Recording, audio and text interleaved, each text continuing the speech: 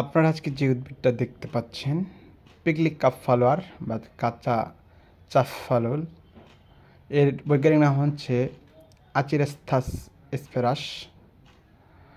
এই উদ্ভিদটি সচরাচর সব জায়গায় পাওয়া যায়। এই উদ্ভিদের আরেকটা নাম হচ্ছে আপাং চিরচিটা।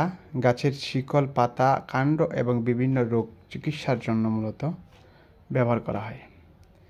এটা উষ্ণ বায়ুমণ্ডলীয় থেকে শুরু করে সব পরিবেশেই পাওয়া যায়।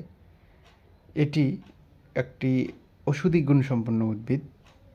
এই গাছ কাশ, আঁশ, আকাল, প্রস্রাব, সর্দি, কাশি, ডায়রিয়া, ত্বক সংক্রামক প্রদাহ কমাতে সাহায্য করে।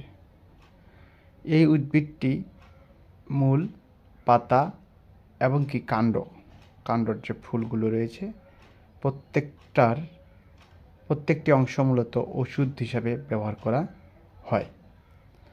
আর এই উদ্ভিদটি আমাদের বাংলাদেশ তথা সব জায়গায় পাওয়া যায়। তবে এই উদ্ভিদ এছাড়াও অনেক রোগের সমাধান দেয়। নিরাময়ের, দাঁত ও মুখের আলসার সরাতে এবং মূত্রনালীর যে সমস্যা এবং হাঁপানি সহায়ক হিসাবে কাজ করে, হাঁপানি নিয়ন্ত্রণের সহায়ক হিসাবে এটি কাজ করে থাকে। ধন্যবাদ।